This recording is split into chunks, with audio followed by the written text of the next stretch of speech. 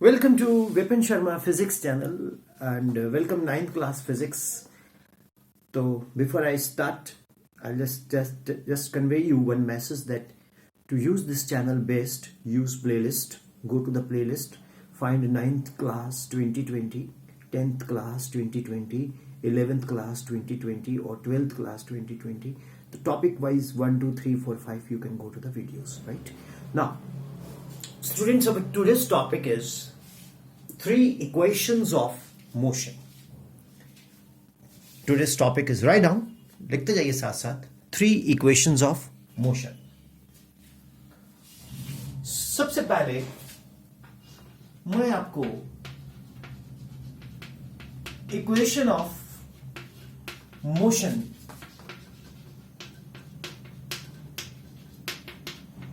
की डेफिनेशन समझाता हूं. Write down the various relation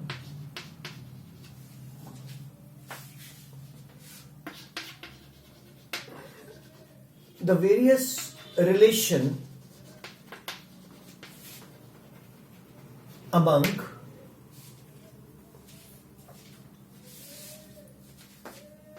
U, V and UV, P and A are called equations of motion,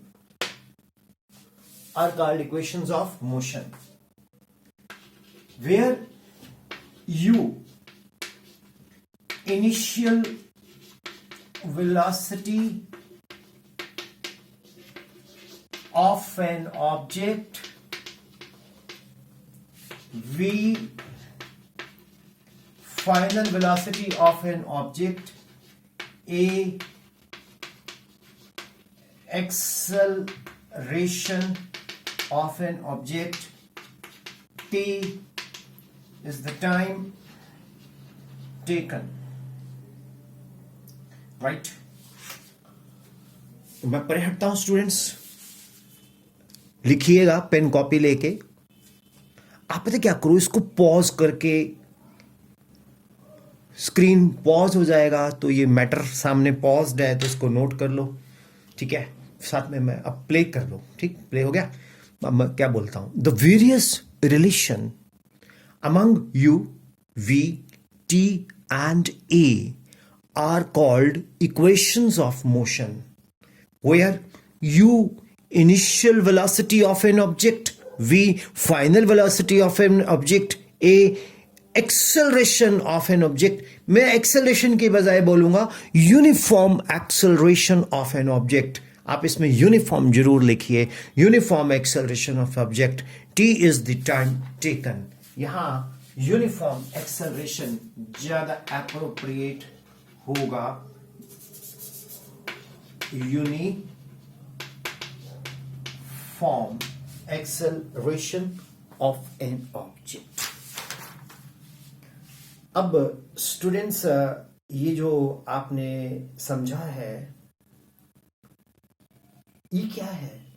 ये uniformly accelerated motions के लिए applicable है, non uniform के लिए ये बिल्कुल भी एप्लीकेबल नहीं है. तो ये थ्री इक्वेशंस मैं डिराइव करूंगा. There are three equations which I am going to derive. Right, मैं लिखता हूं. राइट, मैं इसको रब कर लूं, ठीक है. मैं रब करूंगा तो डाटा सेव करने के लिए ना, रबिंग में 2-3 मिनट लग जाते हैं अच्छे से, तो फिर अब मैं डाटा सेव करने के लिए मैं पॉज कर देता हूं, ठीक है. लेक्चर अनप्लग चलेगा. तो स्टूडेंट्स, अब रब हो गया तो टाइम लगता है एक्चुअली इसमें, ठीक है. तो थ्री इक्वेशंस ऑफ मोशन है. There are three equations of motion. There are three. आपको एक सिंबल सिखाता हूं, ऐसे डाल के ना इक्वल साइन, फिर एक ऐसे डालो ब्रैकेट एन, इसको बोलते हैं इक्वेशन. ये सिंबल किसका है? इक्वेशंस. देयर आर 3 इक्वेशंस है, प्लूरल तो एस डाल दिया, सिंगुलर है तो एस रिमूव कर दिया, क्योंकि ये प्लूरल है तो मैंने एस डाल दिया. So there are 3 equations of motion for uniformly accelerated object. First is v is equal to u plus at. पहला कौन सा है? v is equal to u plus at. और दूसरी कौन सी इक्वेशन है? s is equal to ut plus half at square. ठीक है, s is equal to ut plus half at square. ठीक है, और थर्ड जो इक्वेशन है वो है v square minus u square equal to 2as. जो v is equal to u plus at equation है ना स्टूडेंट्स, इसको बोलते हैं वेलोसिटी टाइम रिलेशन. क्या बोलते हैं इसको? Velocity time relation. क्या बोलते हैं इसको स्टूडेंट्स? Velocity time relation. और जो ये s is equal to ut plus half at square है, इसको बोलते हैं स्टूडेंट्स पोजीशन टाइम रिलेशन. इसको क्या बोलेंगे स्टूडेंट्स? Position time relation. और जो ये v square minus u square equal to 2as है ना स्टूडेंट्स, इसको बोलेंगे पोजीशन वेलोसिटी रिलेशन. तो ये कौन है? Velocity time relation. ये कौन है? Position time relation. ये कौन है? Position velocity relation. तो आप एक बहुत चीज ध्यान से समझने की कोशिश करना मेरे सारे स्टूडेंट्स. कई बार क्या होता है, एग्जाम में क्वेश्चन आ जाता है what is equation of motion, derive position time relation. अब बच्चे को पोजीशन टाइम रिलेशन नहीं मालूम क्या है. मैं ये नहीं कहता आपको नहीं मालूम है, एक जनरल एग्जांपल दे रहा हूं.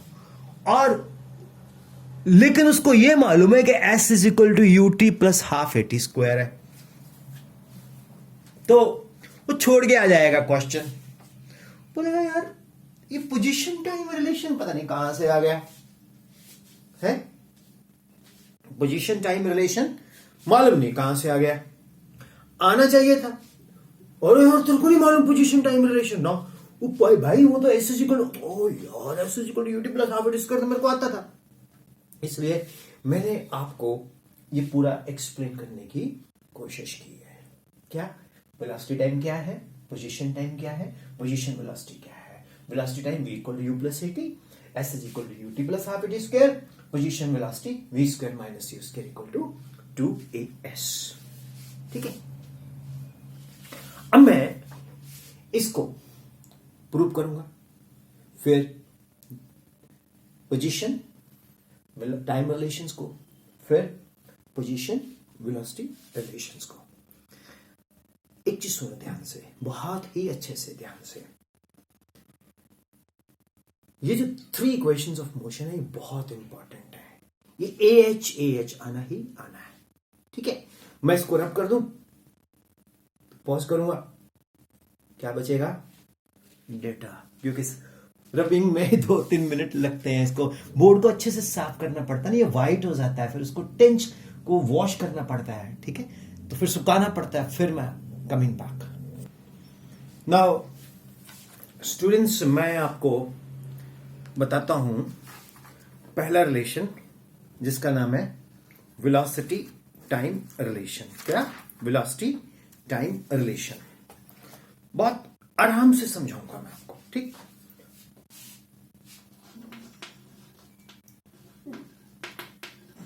अगली बार मैं इसको भी रब कर दूंगा ताकि ये स्पेस भी हमें मिल जाए।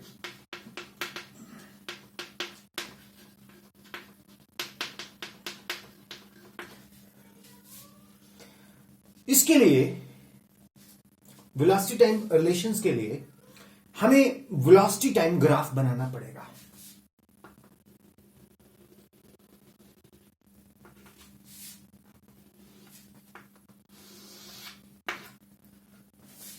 इस तरफ हम वेलोसिटी और इस तरफ हम टाइम को टेकअप करेंगे, ठीक है। तो जब टाइम 0 है तो वेलोसिटी कुछ है ऑलरेडी। जब हमने टाइम कैलकुलेट करना शुरू किया तो वेलोसिटी कुछ है, से 10 मीटर पर सेकेंड या यू ले लेते हैं, यू। जब टाइम 0 है तो वेलोसिटी है ओपी, ठीक है। क्या है? ओपी। ओपी किसके इक्वल है? यू के। ओपी किसके इक्वल है? यू के। और ये एक्सेलरेटेड मोशन है तो ये स्लोप ऐसे बन जाएगी। स्लोप एक जैसी क्यों बनेगी? क्योंकि ये यूनिफॉर्मली एक्सेलरेटेड है। अब आप पूछेंगे सर स्लोप क्या है? अगर आप पूछेंगे इस लेक्चर में अब स्लोप क्या है, फिर मेरा को दिल करता है इस टैब में से निकल के पकड़ के जोर से पटाखा दूं आपको। मैंने सबसे पहले वीडियो 1, 2, 3 में सारा बेसिक्स दिया, स्लोप के बारे में बताया। मत पूछना, अच्छा नहीं तो जाओ देखो उसको। तो इसका स्लोप यूनिफॉर्म है, स्लोप टेंजेंट, ठीक। और जब टाइम t है तो वेलोसिटी v है। तो ये एंगल है, यहां पर कुछ भी ले लो, थीटा, ठीक है। तो जब टाइम 0 है तो velocity u, when time is 0 OP is equal to u. When time O, A, B, C, D, ये P है ही ऑलरेडी, ठीक है। When time is t, when time is t, ये टाइम है, ये इसका वैल्यू है। अब बोलोगे t is equal to t, t gets cancelled ना, ये टाइम है, ये time. When time is t, then velocity is AC, then AC is equal to V. Okay, any question? अब from 0 to t velocity कितनी हमने acquire की है? Velocity is equal to what? That is AC minus AB, that is V minus U. Velocity कितनी आ गई हमारे पास? V minus U. Okay, V minus U हमारे पास क्या आ गई बच्चे? Velocity, correct.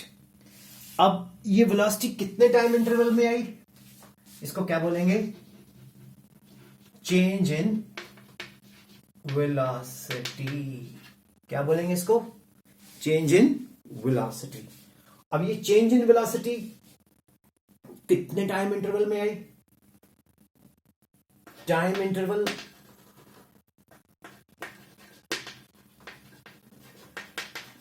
That is OA, that is t minus 0, that is t। अब आपको पता है, अब आपको मालूम है क्या? अब आपको मालूम है कि change in velocity upon time interval to go, that change is called what? Acceleration.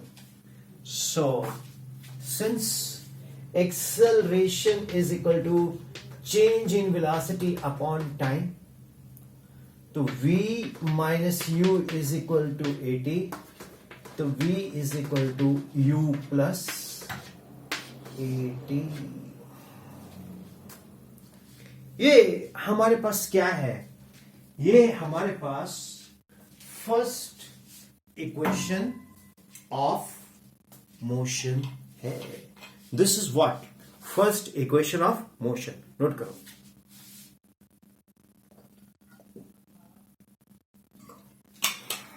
एक बार मैं रिपीट करता हूं इसको। ये है वेलोसिटी टाइम रिलेशन, ठीक है। हमारे पास जो दो एक्सिस है, एक टाइम एक्सिस, एक वेलोसिटी एक्सिस। तो जब टाइम है 0 तो हम ओ के ऊपर है, तो वेलोसिटी है ओपी। वेलोसिटी कितनी है, ओपी। इसको बोलेंगे इनिशियल वेलोसिटी।